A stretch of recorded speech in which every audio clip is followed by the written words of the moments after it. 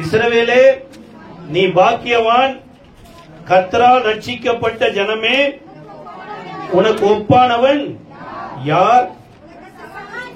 உனக்கு சகாயம் செய்யும் கேடகமும் உனக்கு மகிமை பொருந்திய பட்டயமும் அவரே.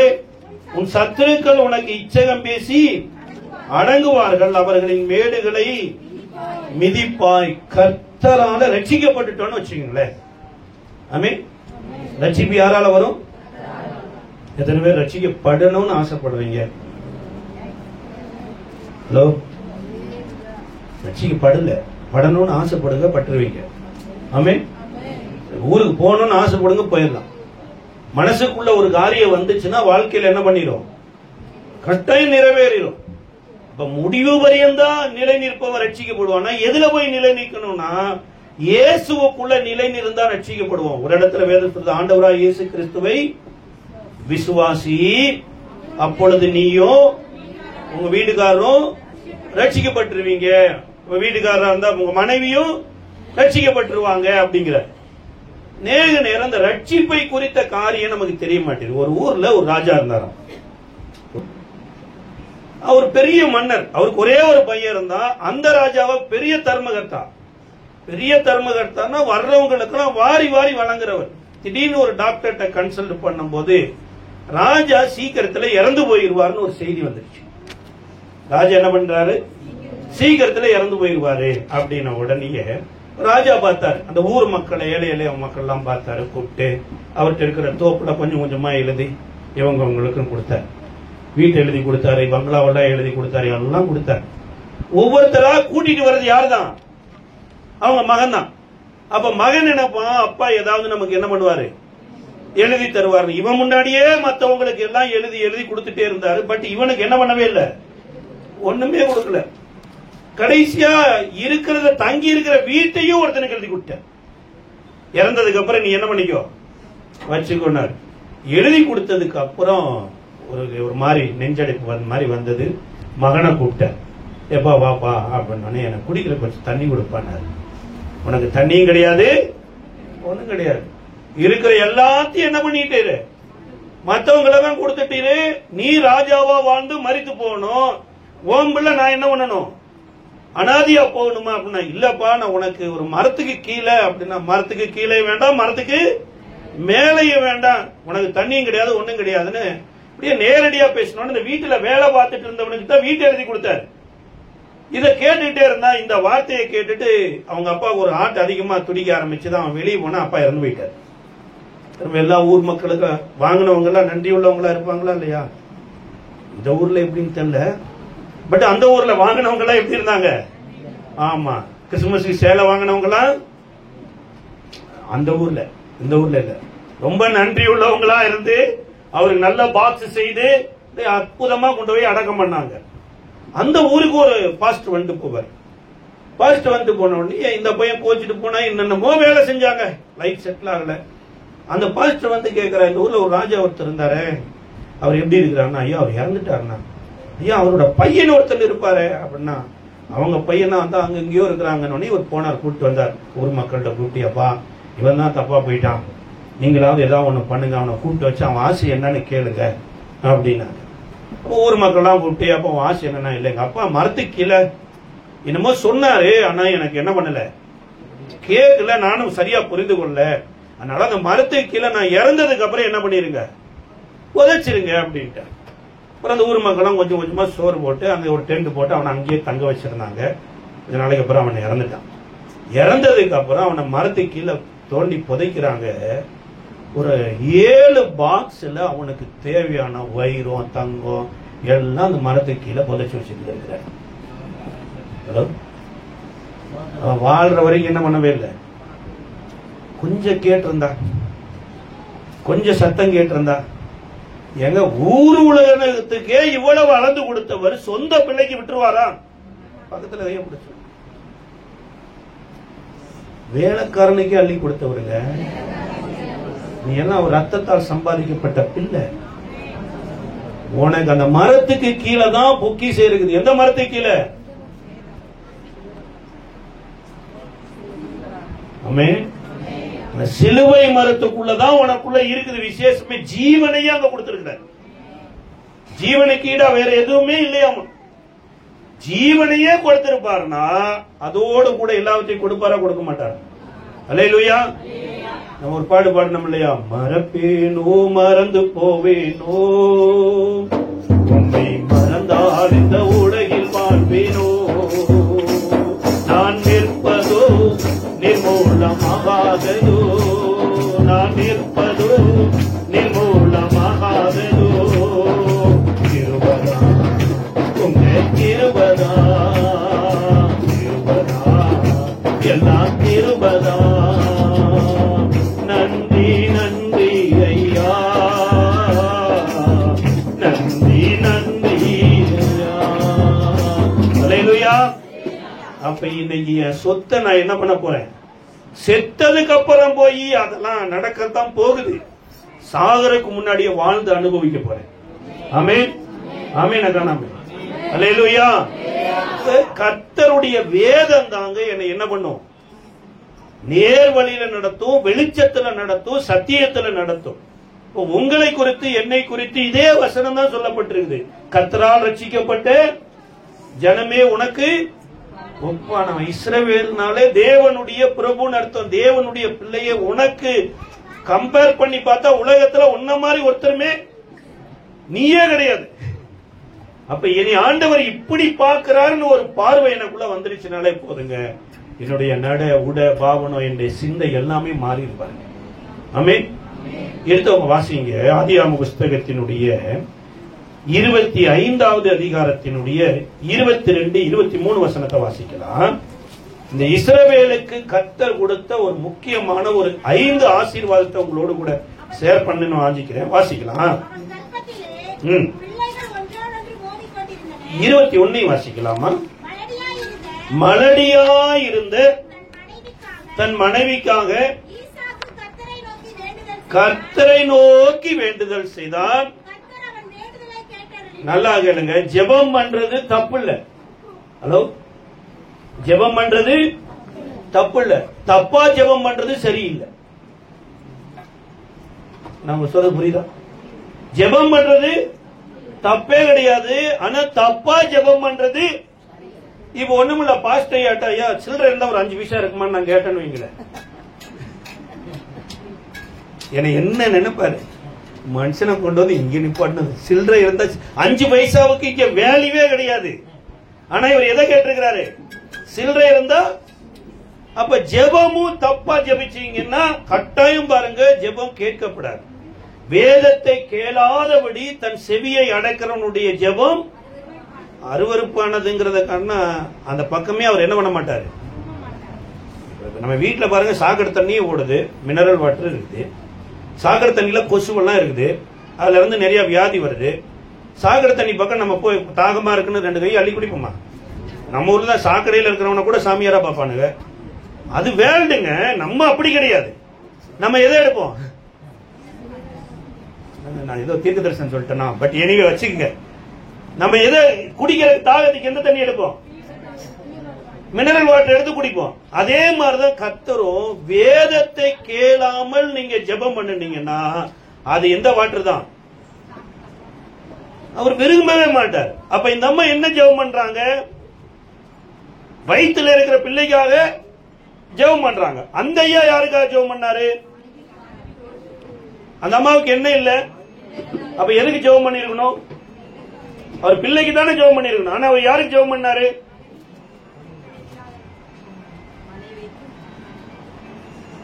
இந்த பக்கத்து இலைக்கு பாயசம் ஊத்துங்க, அப்படியே வர வழியா நமக்கு ஊத்திட்டு போனாங்கன்னு மாதிரி. மனைவிக்கு ஜெபம் பண்ணாரு, அப்படியே பிள்ளைக்கும் சேர்த்து ஜெபம் பண்ணிட்டார். ஹலோ, எத்தனை பேருடைய குடிகார கணவர் மாதிரி இங்க இருக்கிறாங்க? கரங்களை உயர்த்தி அல்லேலூயா. அல்லேலூயா. கல்யாணம் முடிக்காதவங்க அலையில சொல்லிட்டீங்க, தீர்க்க தரிசனம் சொல்றீங்களா? ஹலோ, கொஞ்சம் அல்லேலூயா பார்த்து சொல்லுங்க. எத்தனை கணவன்மார குடிக்கிறாங்க? பெண்களே, உங்க குடிகார கணவன்மார விட்டுருவான். இப்ப என்ன மாதிரி ஆள்? நல்லா பக்கா குடிகாரன். குடிகாரன் மீன்ஸ் அப்படின்னா குளிச்சவர், குளிச்சவர். அப்படி வாழ்ந்த என்ன ஆண்டவர் இன்னைக்கு ரட்சித்து உங்க மத்தியில வச்சிருக்கிறார். அதனால குடிகாரர்களை பத்தி பேசுறதுக்கு எனக்கு முழு உரிமை இருக்கு. ஆமென். அப்ப குடிகார பிள்ளைகளை பெத்த எத்தனை தாய்மார்கள் இருக்கிறீங்க. அதனால நீங்க உங்க குடிகார பிள்ளை ரட்சிக்கப்படணும்னு ஜெபம் பண்ணுமா, ஜெபம் பண்ணக்கூடாதா? எத்தனை பேர் ஜெபம் பண்ணா குடிகார பிள்ளை எல்லாம் ரட்சிக்கப்படணும்னு ஜெபம் பண்றவங்கன்னு சொல்றவங்க எல்லாம் கரங்களை உயர்த்தி அலையில சொல்ல, அலையிலையா அவன் சாகர வரைக்கும் ரட்சிக்கப்பட மாட்டான்.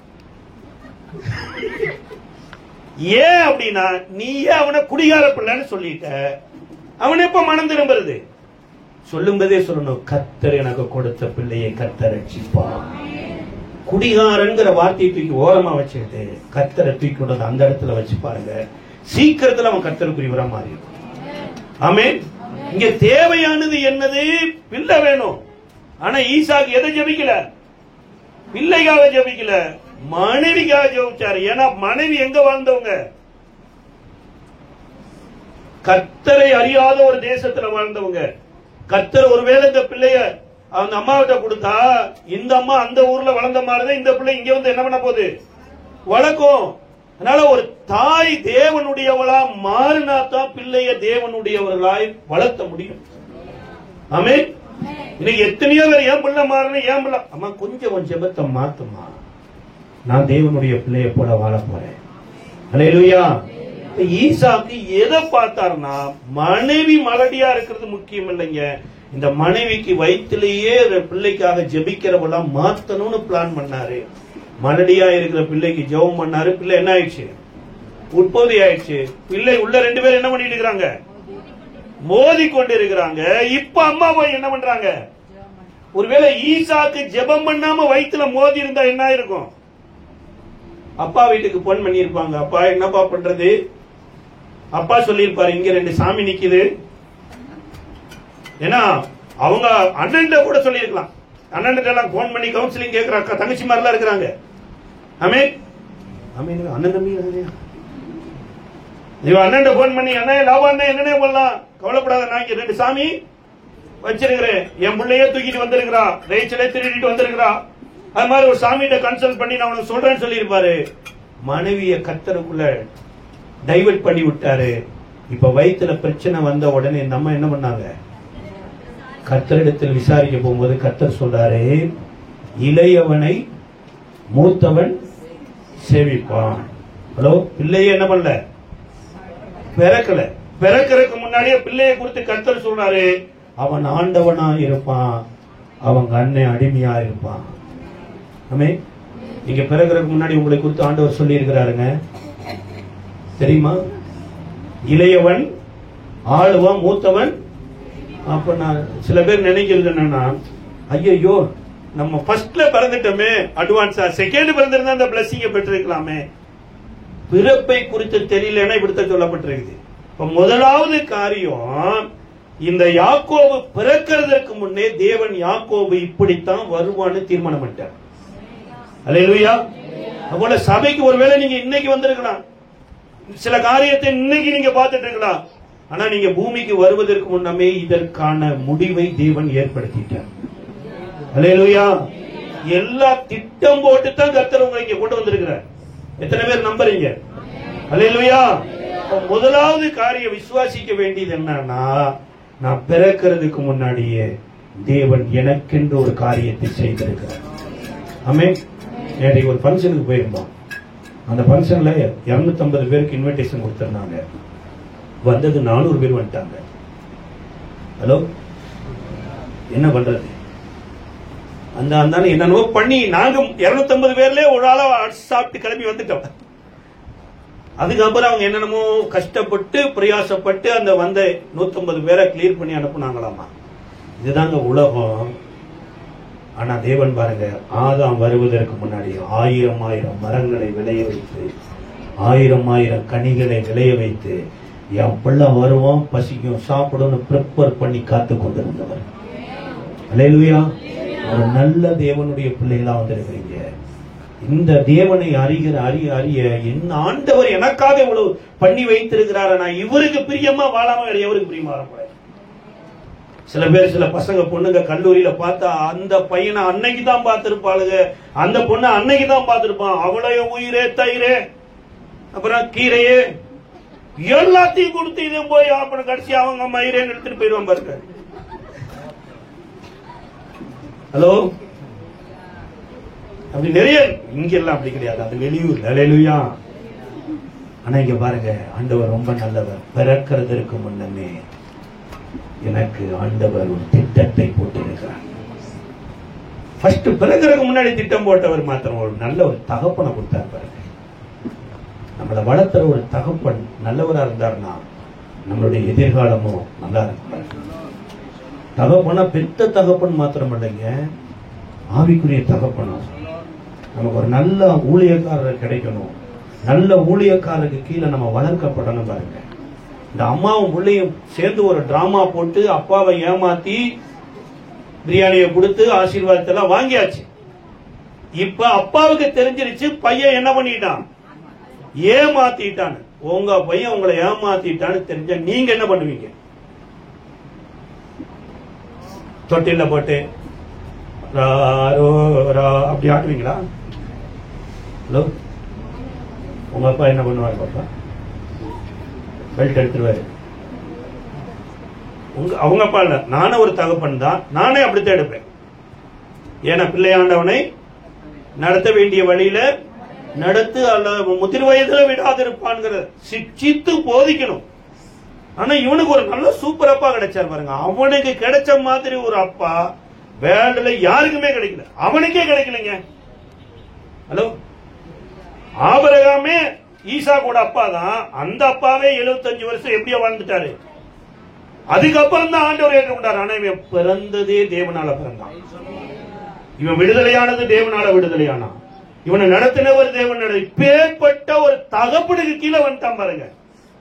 காலையில கூப்பிடுறார், வாசிங்களே ஆதியாம புஸ்தகத்தில 28வது அதிகாரத்தினுடைய 1வது வசனத்தை வாசிங்க. அழைத்து என்ன பண்றாரு? ஹலோ, அவனை என்ன பண்றாரு அவங்க அப்பா? சில நேரம் ஏசப்பாவை நீங்களும் நானும் ஏமாத்திடுறாங்க. யாரோடு சொல்லி கேட்டு ஏமாத்திடுறோம். ஏமாத்திட்டோன்னு தெரிஞ்ச கூப்பிட்டு என்ன பண்றாரு? சார் முன்னாடி வந்து கண்ணு தெரியாம அவனை ஆசீர்வதிச்சாருன்னு வச்சுக்கலாம். ஆனா இன்னைக்கு ஏசா வந்துட்டாரு.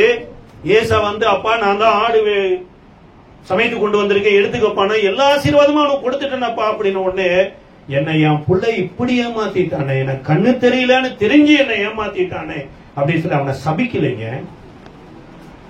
ஆனா நோவா பாருங்க, காம்வை தகப்பனுடைய நிர்வாணத்தை 2 பேர்கிட்ட சொல்லிட்டாரு.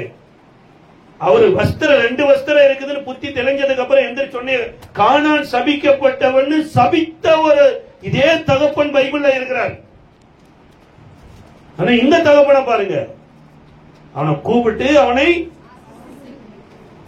இவன் இப்படி ஆசீர்வதிக்க காரணம் என்ன சார்? இவனே சாவுக்குரியவனா இருந்தான். இவனுக்கு ஒரு உயிர் ஆடு பலி செலுத்தி இவனை காப்பாத்துச்சு.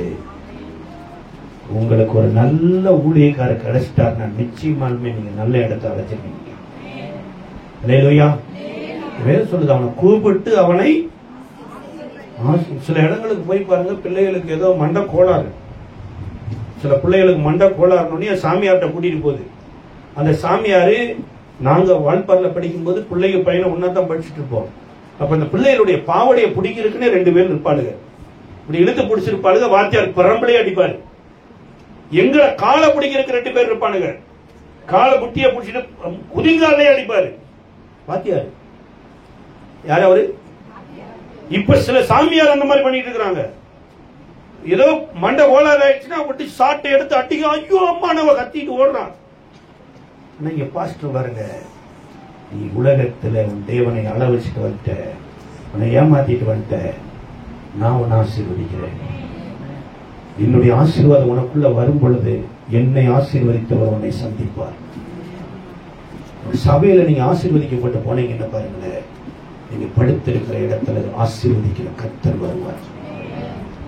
ஈசா அந்த கர்த்தரை ஆசீர்வதிச்சு அனுப்புனத உடனேயே அந்த கர்த்தரே வனாந்தரத்துல யாக்கோபை சந்திக்க விட்டார்.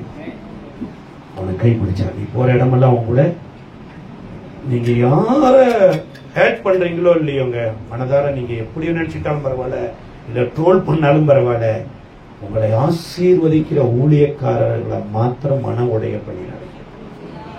அது நிச்சயமாலுமே ஆசீர்வாதமா இருக்காது. எந்த ஊழியக்காரராகவே இருக்கட்டுமே, அவர் அப்படி சொல்லிட்டாரா, நீதிமான் கொட்டுவது எனக்கு நல்லது, அது எனக்கு ஒரு எண்ணெய் பூசினது போல இருக்கட்டும் நினைச்சிட்டு சந்தோஷமா ஏற்றுக்கொண்டு போயிருங்க. அதனால பிள்ளையே இல்ல, குடிச்சு போட்டு ஆடி ஆடின்னு கேட்கிறாரு. யாரு? ஏலி பாஸ்டர். நம்மளா இருந்தா என்ன சொல்லியிருப்போம்?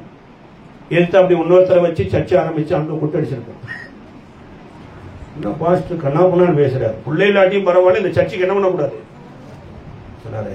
நான் மனக்கிளேசம் உள்ள ஸ்திரீ, என் ஆண்டவனே ஆண்டவனேன்னு சொன்னாங்க. நீங்க நிறைய ஆசீர்வாதத்துக்கு காரணம் என்ன தெரியுங்களா? நம்மளை ஆசீர்வதிக்கிறதற்கு தேவனால் தெரிந்து கொள்ளப்பட்டவர்களை சரியா புரிந்து கொள்ளாதனால இப்படி ஆசீர்வதிச்சு அனுப்பிச்சு வனாந்திரத்துக்கு வந்தாச்சு. வனாந்திரத்துல கர்த்தர் ஆசீர்வதிச்சு கொண்டு போயிட்டார். போய் சில காலம் ஆகுதுங்க, அவனை ஏராளம் தாராளமா ஆசீர்வதிக்கிறார். ஒரு இடம் வரும்போது கர்த்தர் அவனை ஆசீர்வதித்த விதத்தை குறித்து சொல்லப்பட்டிருக்கு. வாசிக்கலாம். ஆதியாகம புஸ்தகத்தில் 30வது அதிகாரம் 43வது வசனத்தை வாசிங்க. 30ஆம் அதிகாரம் எல்லாம் படிக்கலாம். இவ்விதமாய் அந்த புருஷன் மிகவும் விருத்தியடைந்து திரளான ஆடு, வேலைக்காரர், வேலைக்காரி, ஒட்டகங்களும் உடையவனானான். இவ்விதமாயானான். அம்மா அப்ப எவ்விதமாயானான் அப்படின்னு சொல்லப்பட்டிருக்கு. அவனுக்கு ஒரு நல்ல மாமா கிடைச்சார். எப்பேற்பட்ட மாமா தெரியுங்களா? அவனை உயர்த்துவதற்கு தேவனே பயன்படுத்தின ஒரு மாமா. என்ன மாமா அப்படின்னா, இவன் போனதுக்கு அப்புறம் ஒரு பிள்ளைக்கு மேல வச்ச லவ், யார் மேல? ராகேல் கொண்ட காதல்னால 7 வருஷம் 7 நாள் மாதிரி என்ன பண்ணி இருக்குது. ஃபர்ஸ்ட் பார்த்தா மாமாட்ட பார்த்த உடனே இந்த பிள்ளைய கட்டி கொடு மாமானா, சும்மாவெல்லாம் கட்டி கொடுக்க முடியாது. என்ன பண்ணு, இதுக்கு விலைக்கரையும் கொடுக்கணும்ப்பா. என்ன விலைக்கரையும்? 7 வருஷம் ஆடு மேய்டா, உனக்கு இவ்வளவு என்ன பண்றேன், கட்டி கொடுக்கிறேன். அவன் மேல கொண்ட காதல்னால 7 நாள் மாதிரி ஓடிடுச்சு. திரும்ப 7 வருஷம் முடியும் போது மாமாட்ட போய் கேட்கிறாரு, மாமா என்னாச்சு, பொண்ணு கொடுக்குறியா இல்லையா? கட்டாயம் கொடுக்குற மாப்பிள்ள. நம்ம மாதிரி அதுங்க பீகார்ல இப்படித்தான் கிடைக்கும், நைட்ல கல்யாணம் நடக்கும். மாதிரி நைட்ல கல்யாணத்தை வச்சு ஆளை மாத்தி முக்காடெல்லாம் கிடலாம் போட்டு கட்டி கொடுத்தாரு. விடிஞ்சு பார்த்தா யாரு வந்துட்டா? இவன் நின்று விரும்பினது ராகேல, வந்தது யாரு? லேயால. காலையில மாமாவை லேயால கூட்டு போறான். காமிச்சது அது, கொடுத்தது ஆன்லைன்ல. அப்படித்தான் வரும் பாருங்க. ஆன்லைன்ல உங்கள்கிட்ட காமிக்கிறது ஒண்ணு காமிப்பா, உங்களுக்கு பார்சல்ல வர்றது. அதனால நேரடியா வாழ்ந்து கொள்ளுங்க. அல்லேலூயா. செய்தியும் ஆன்லைன்ல கேட்டு ஏமாந்து போயிடாதீங்க. ஆமென். சில பேர் ஆன்லைன்ல டிவில, நானே ஆன்லைன்ல வந்தாலும் ஏமாந்துருவீங்க. டிவிக்குன்னு ஒரு மாதிரி கோட் சூட் டை எல்லாம் போட்டு வர மாதிரி இருக்கும். அடகாலாதனைக்கு அவர் வரமாட்டார். ஹலோ, சில தம்பிமாரெல்லாம் 6 பேக் வைக்கிறேன், 7 பேக் வைக்கிறேன் அப்படின்னு சண்டே சர்ச்சு கூட போகாம பேக் வைக்க போயிருவாங்க. கடைசியா யோசிச்சுக்கோ, உன்னை பேக் பண்ற ஒரு பாஸ்டர் தான். ஹலோ, புரியல என்ன பேக் பண்றதுன்னா? என்னது? ஊட்டத்தை ஜெயமுடன்.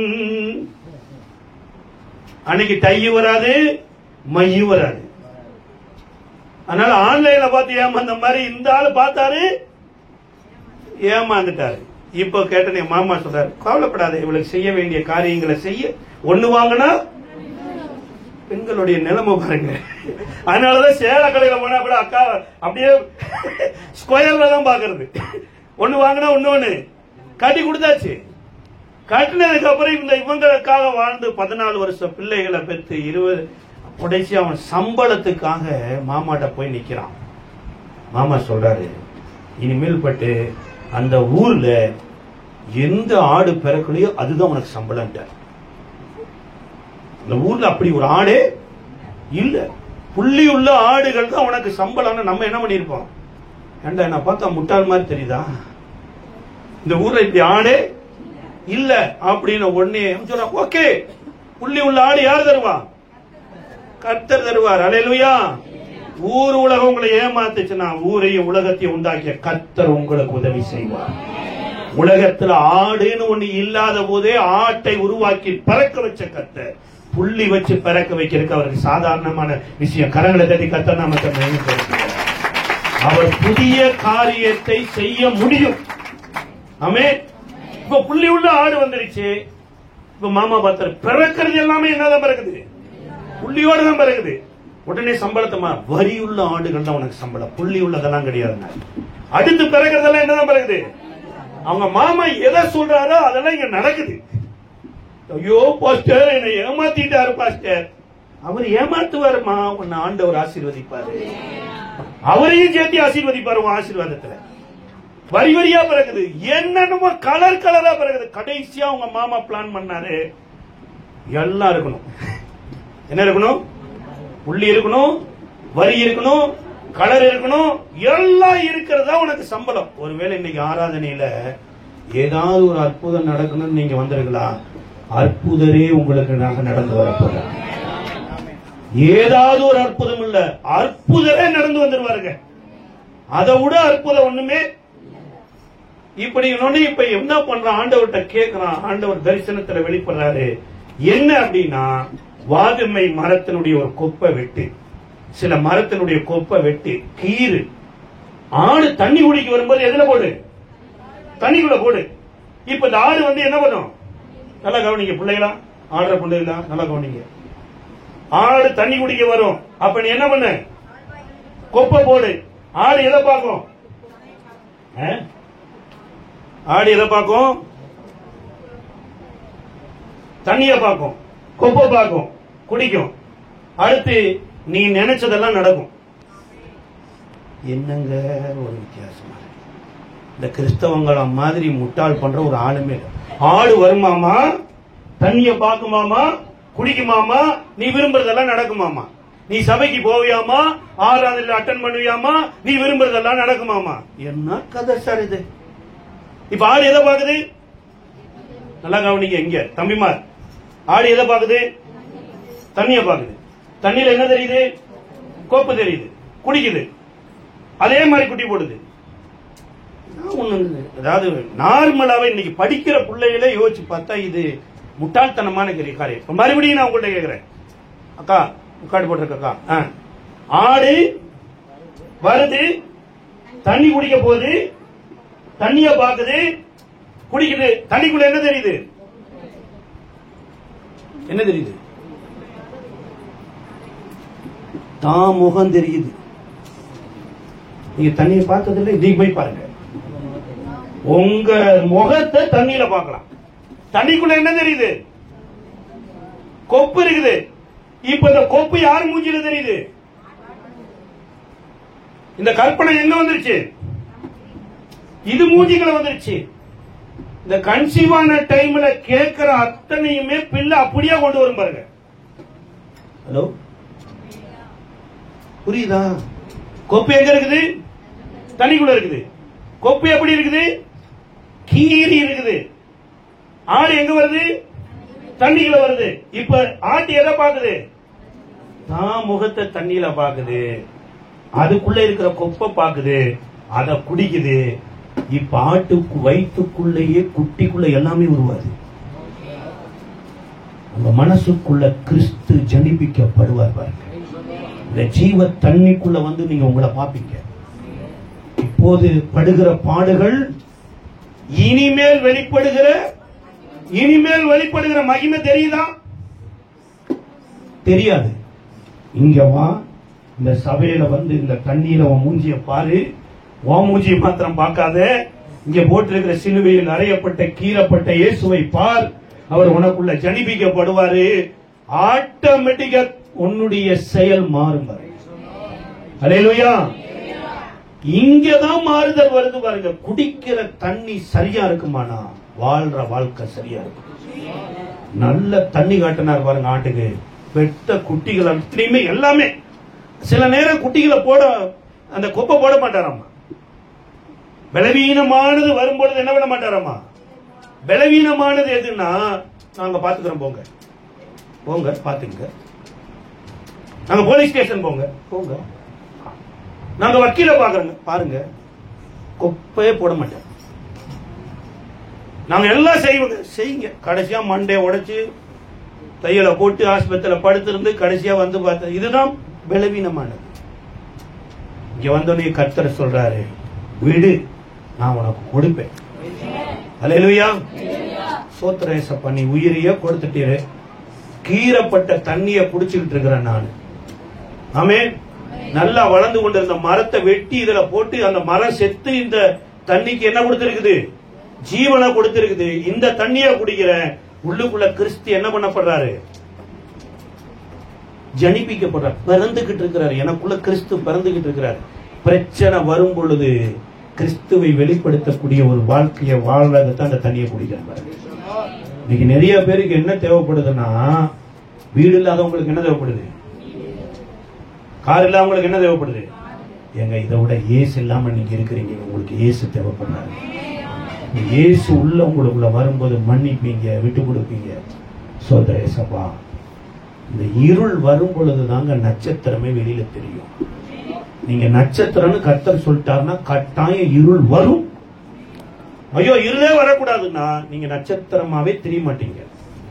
இருள்ல நட்சத்திரம் பிரகாசிக்கணுமா இருந்தா இந்த நட்சத்திரம் முதல்ல தெரியணும். தேவன் இதுலதான் என்ன பிரகாசிப்பிக்க பண்ணுவார்.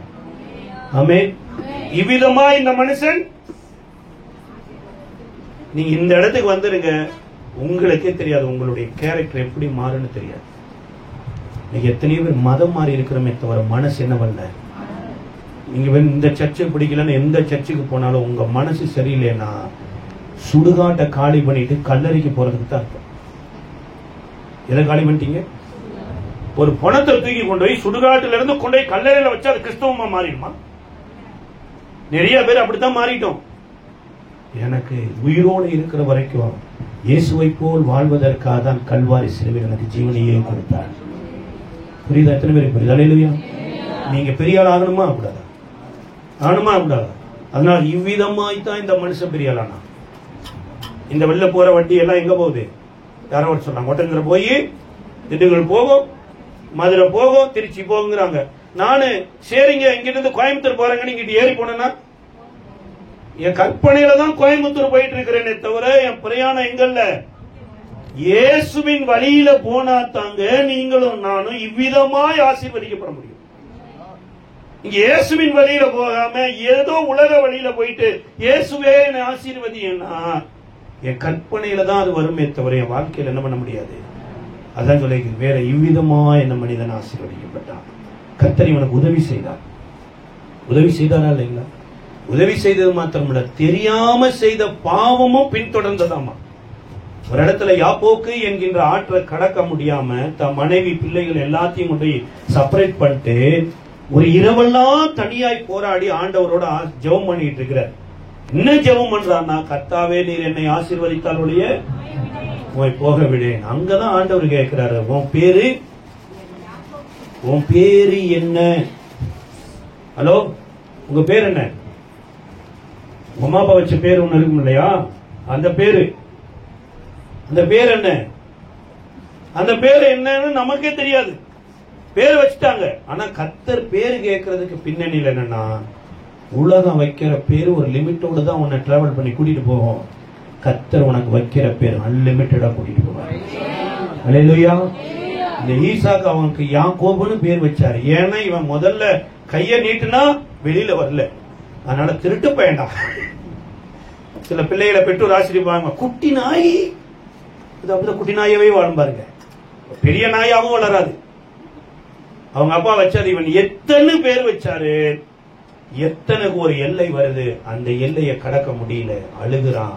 அந்த பேரை கொல்றாரு பாருங்க. வந்து உதவி செய்தார் ஆண்டவர். இனிமேல் உன் பேர் என்ன பண்ணப்படாது, யாக்கோபு எனப்படாமல் இஸ்ரவேல் எனப்படும் என்று தேவனுடைய பிரபுவா மாத்துறாரு. காலையில வரும்போது அவங்க அண்ணன் வர்றாரு. எடுத்தவங்க வாசிக்கலாம். ஆதியாம புஸ்தகத்தினுடைய 33வது அதிகாரத்தினுடைய ஆதியாம 33 5வது வசனத்தை வாசிக்கலாம். ஏசா தன் கண்களை ஏறெடுத்து ஸ்திரீகளையும் பிள்ளைகளையும் கண்டு, உன்னோடு இருக்கிறவர்கள் இவர் யார் என்றான். அதற்கு அவன், தேவன் உமது அடியானுக்கு. இவர் யாருங்க? யார் பாஸ்டர்? நம்ம பாஸ்டர். இதையும் சேர்த்தீங்களா? எங்க இவர் யாருங்க? உங்க பாஸ்டர். நீ தான் செய்வன செய்வ. பாஸ்டர் பத்தி வெளியில போய் சொல்லு தப்பா இங்க வரக்கூடாது. இவர் உங்க பாஸ்டே கிடையாது, கர்த்தர் எங்களுக்கு கொடுத்த பாஸ்டர்.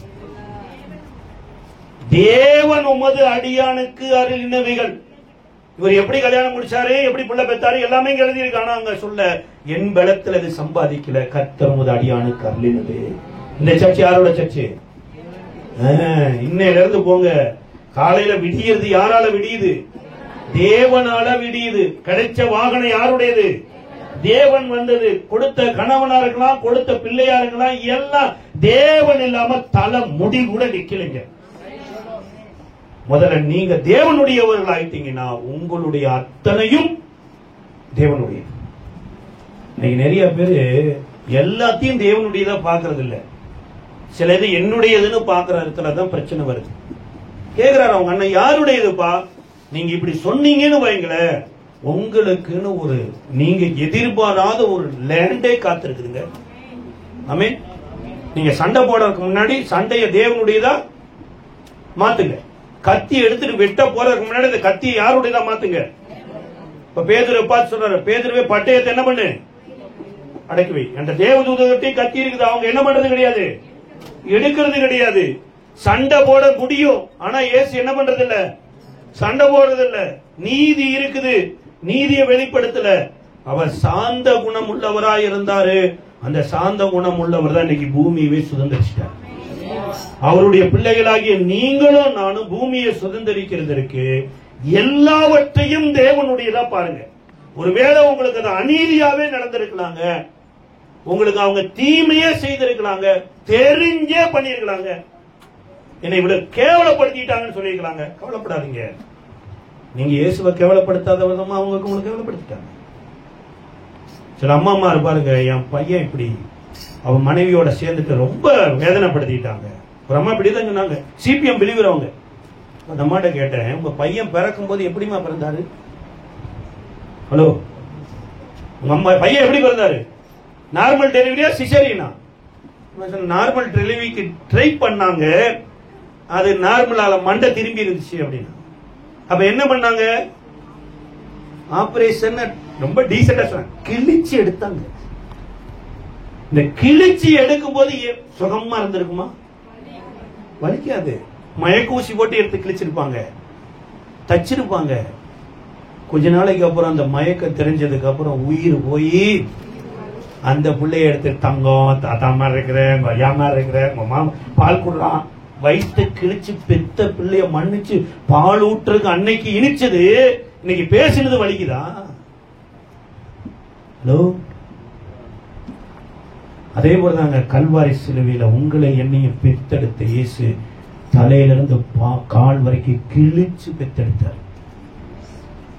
அந்த வழியே அவருக்கு பெருசா தெரியாததுனாலதான் சில தப்பு பண்ணிட்டு வந்து ஆண்டவரே என்ன மன்னிச்சுக்கப்பான உன்னை அப்படியே எடுத்து பாலூட்டி நீ என் பிள்ளைனான்னு சேர்த்துக் கொள்ற ஒரு நல்ல தாயினும் மேலான அன்பு கூறுகிற ஒரு ஆண்டவர். அல்லேலூயா. என்ன சொல்லுதுங்க, ஒரு தாய் தன் பிள்ளைக்காகத்தான் பாடுவா, ஆனா இயேசு 70 தாய்க்கும் மேலாக அன்பு கூறுகிறவர், சுத்தி சுத்தி வந்து அன்பு கூறுகிறவர். அந்த அன்புக்குள்ள வந்து பாருங்க, நீங்க கிழிச்ச உங்க பிள்ளையவே நேசிக்கிறீங்க, மற்றவங்க கிழிச்சாலும் அவங்களை நேசிப்பீங்க. ஆமென். ஆமென் அக்கா. ஆமென்.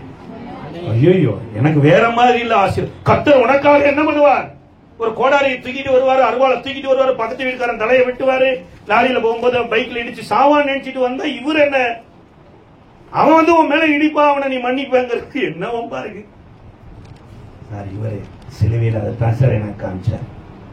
ஆமென். ஆமென் அக்கா. ஆமென். எனக்கு ஒரு மாதிரியை காமிச்சார். உதவி செய்கிற ஒரு நல்ல ஆண்டவரை நீங்க பின்பற்றினீங்கன்னா இங்க மாத்திரம் இதுல நீங்க வந்துட்டீங்கன்னா ஆட்டோமேட்டிக்கா அடுத்த ஒரு இடத்தை திறப்பாரு பாருங்க. எடுத்த வாசிங்க 36:6 ஆதியாமத்துல, ஆதியாமம் 36ஆம் அதிகாரம் 6வது வசனம். ஏசா தன் மனைவிகளையும் தன் குமாரரையும் தன் குமாரத்திகளையும் யாவரையும் ஆடு மாடுகளையும் யாவையும், நல்லா கவனி, இதை நோட் பண்ணி வீட்டுல வச்சு ஜெபம் பண்ணுங்க. தன் கானான் தேசத்தில் சம்பாதித்த ஆஸ்தி முழுவதையும் சேர்த்துக் கொண்டு பிரிந்து வேற தேசத்துக்கு போயிட்டான் சார். ஹலோ, இவன் தான் கத்தியை வச்சிட்டு இருந்து அப்பா என்னைக்கு சாவாரோ அன்னைக்கு யாக்கோபோட தலையும் வெட்டுவேன்னு சொன்னவன் இன்னைக்கு ஒரு வழக்கு இல்ல, ஒரு போலீஸ் ஸ்டேஷன் போல, ஒண்ணுமே பண்ணல. கானான் தேசத்துல இவன் சம்பாதித்தது, இவன் மனைவி, இவன் பிள்ளை, ஆடு, கழுத, குதிரை எல்லாத்தையும் சேர்த்திட்டு அந்த வசனத்துல வேற அட்ரஸ் தெரியாத இடத்துக்கு போயிட்டான். ஏன் அந்த இடத்தை காலி பண்ணிட்டு போனா? தம்பி வந்துட்டாரு, தம்பி சுகமா இருக்கணும், தம்பி சுகத்துக்கு நம்ம தடையா இருக்க கூடாது, காலி பண்ணிட்டு போயிட்டான். இந்த சுகவாழ்வு வேணுமா இருந்தா அங்க எல்லாம் தேவனுடையதான் மாறணும். உங்களுக்கு ஆண்டவர் ஒரு லேண்ட் தருவார். ஆமென். இந்த வாடகை வீட்டிலேயே வாழ்க்கை ஓடிட்டு ஆண்டவரே, ஆண்டவர் உங்களுக்கு எத்தனை பேருக்கு லேண்ட் வேணும்னு நீங்க விரும்புறீங்க? அல்லேலூயா. ஆனா நீங்க ஆண்டவருடைய மாறணும். உங்க தலை எல்லாத்தையும் பார்க்கும்போது, காலையில விளையிற செடியை பார்க்கும்போது பரமபிதா விளைவிக்கிறார். ஒரு காக்காவை பார்க்கும்போது பரமபிதா போஷிக்கிறார். எல்லாவற்றையும் தேவனுக்குரியவைகளாய் பாரு. உனக்குன்னு இதுவரைக்கும் அவனை போக சொல்லி யாரும் வற்புறுத்தல. சொன்னா அவங்க அப்பா பேசியிருப்பாருன்னா, அவங்க அப்பா செத்தார், ஈசாக்கு இறந்துட்டாரு, 2 பேரும் சேர்ந்து அடக்கம் பண்ணிட்டு தான் இங்க வர்றாங்க. ஆனா அந்த ஏசாவை ஆண்டவரே கூட்டு போயிட்டார். வந்துட்டான்ப்பா தம்பி இஸ்ரவேல் வந்துட்டான், அவன் தங்கணும், அவன் மனைவி பிள்ளைகள் தங்கணும், சேர்ந்து கூட தங்க வச்சிருக்கலாம். ஆனா அப்பாவுக்கு செய்த துரோகத்தை பிள்ளைங்க மன்னிக்க மாட்டாங்க. அப்பா அம்மா கூட மன்னிச்சிருவாங்க, பிள்ளைங்க மன்னிக்க மாட்டாங்க. கூழு குடிக்கும் போது பிள்ளைக்கு சொல்லி கொடுத்திருந்தான்னா அது பரம பகையா இருக்கும். அதனால ஆண்டவரே செப்பரேட் பண்ணி கூட்டிட்டு போயிட்டு, இந்த கானான் தேசம் யாருக்கு வாக்குப்பட்டது? இஸ்ரவேலுக்கு வாக்குப்பட்டது. அந்த தேசத்துக்கு அவனை சுகமா வந்து தங்க வச்சார். ஆமென். எத்தனை பேருக்கு இந்த சுக வாழ்வு தேவைப்படுது? ஆனா நீங்க பாக்குற பார்வையில ஃபர்ஸ்ட் இவைகள் தேவனுடையவைகள். சொன்ன பாஸ்டர் யாருடையவர்? தேவன் கொடுத்த பாஸ்டர். நல்லது நடந்தாலும் கெட்டது இருந்தாலும் தேவனுக்குள்ள பார்க்க ஆரம்பிச்சிருவோம். எல்லாவற்றையும் இல்ல, கண்ணுக்கு மை போடுற அக்காமார், இந்த ரோம யாருடையது? ஆமா, அவர்கிட்ட கேட்டு போடணும். நெய்பாலிஸ் அடிக்கிற தங்கச்சிமா, இந்த விரல் யாருடையது? அவர்கிட்ட கேட்டு அடிக்கணும். உள்ள நெகழ்ச்சி கூட வரலாம். ஓட்ட போடுற அக்காமார் கேட்டு போடுங்க. ஒரு வாடகை வீட்டுல குடியிருக்கிறீங்க, போட்டா மாற்றுக்கு ஆணி அடிக்கிறதுக்கு முன்னாடி ஓனர்கிட்ட என்ன பண்ணலாம்? கேட்டு போடு. இல்லைன்னா வீட்டை என்ன பண்ணுவாரு? அவ்வளவுதான். எங்கெங்க கிழிக்காத இடத்துல கிழிக்க வேண்டியது வரும். இந்த சரீரம் தேவனுடைய ஆலயமா இருக்கு. அல்லேலூயா. அவன்கிட்ட சொல்றான், இதெல்லாம் கர்த்தர் உமது அடியானுக்கு அருளினவைகள். அல்லேலூயா. இந்த மனுஷன் இறந்துட்டாருங்க. நீங்க எல்லாம் இறந்துட்டீங்கன்னா உங்களுக்கு இந்த உலகம் எப்படி பார்க்கணும்னு முதல்ல இப்பயே பாத்துக்க. ஐயோ சூப்பரா இந்த அம்மா எப்ப போகணும் எதிர்பார்த்துட்டே இருந்தோம், போயிடுச்சுன்னு நினைக்க கூடாது. வேதத்துல எடுத்தவங்க வாசிங்க. ஆதியாகமம் 50வது அதிகாரத்தினுடைய 3வது வசனத்தை வாசிங்க. ஆதியாகமம் நிறைவேறின. எத்தனை நாள் அழுதாங்க? மீறி போன அந்த எகிப்துக்கு வந்து அவர் ஒரு 4-5 வருஷம் கூட இருந்திருக்காங்க. பஞ்ச காலத்துல தான் உள்ள வந்தாரு. இப்ப வந்தவனுக்கு எத்தனை வருஷம் துக்கம் கொண்டாடுறாங்க? சரி, 70 நாள் விட்டாச்சுன்னு பரவாயில்ல, மறுபடியும் இந்த பாடி எடுத்துட்டு போறாங்க. போய் வேற ஒரு ஊர்ல போய் 10வது வசனத்தை வாசிங்க.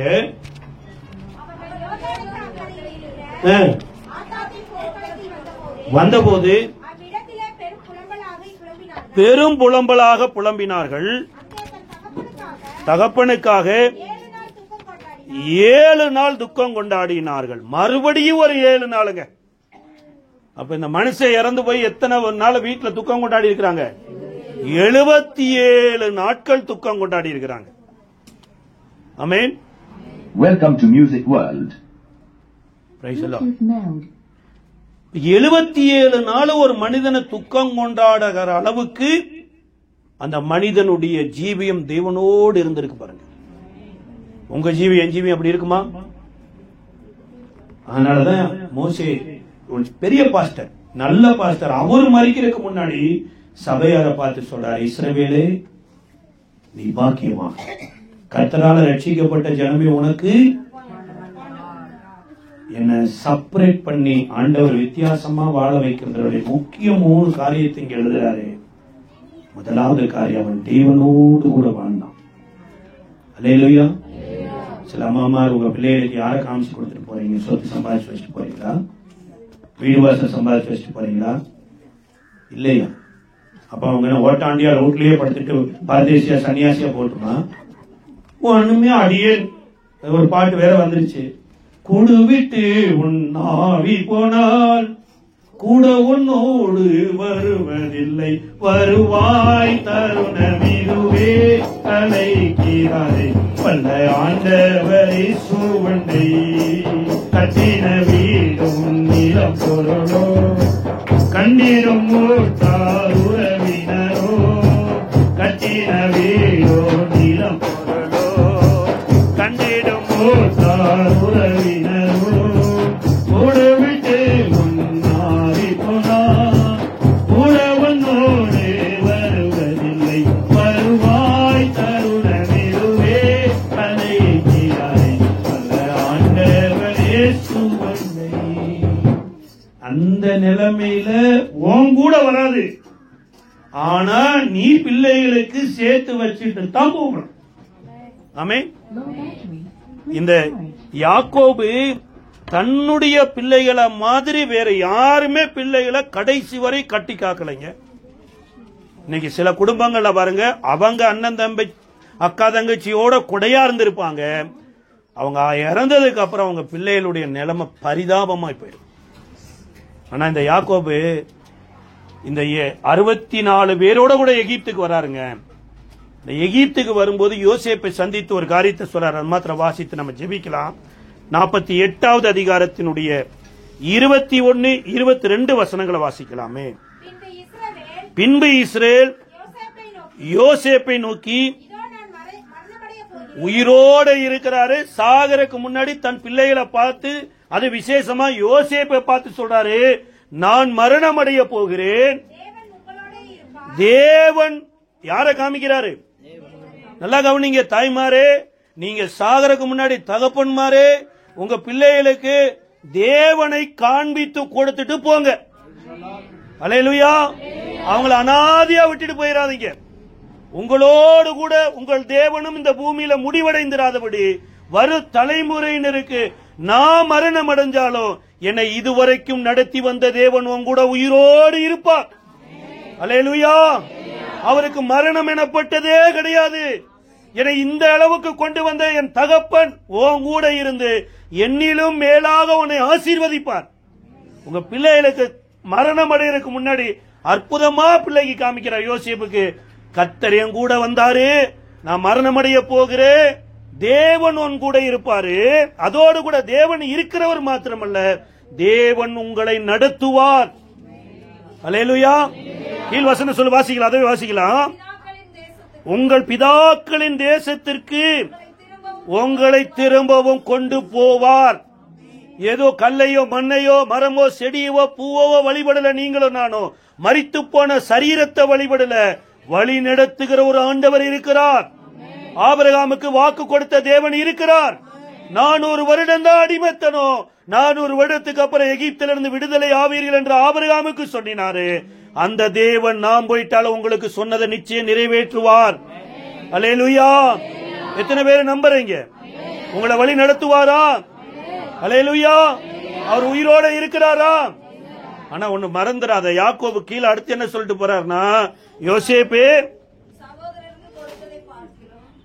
உன் சகோதரருக்கு கொடுத்ததை பார்க்கிலும், உன் சகோதரருக்கு ஒருவேளை யாக்கோபே நீ என்ன சம்பாதித்து வைத்திருக்கிறேன்னு ஈசாக்கு கேட்டலாம் பாருங்க.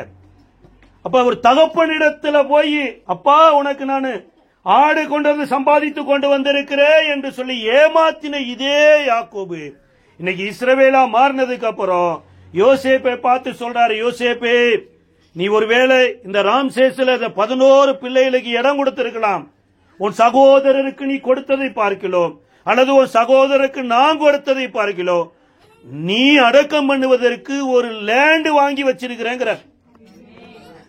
என்ன விட்டுட்டு போறீங்க பிள்ளைக்கு? இயேசுவை மாத்திரம் விட்டுட்டு போனா இல்லைங்க, இந்த யோசேப்பனுடைய எலும்பு அடக்கம் பண்ணுவதற்கு அவன் சீகேம்ல ஒரு லேண்ட வாங்கி வச்சிட்டு வந்திருக்கிறார். ஆமென். சொல்றாரு, யோசேப்பை பார்த்து வாசிக்கலாம்.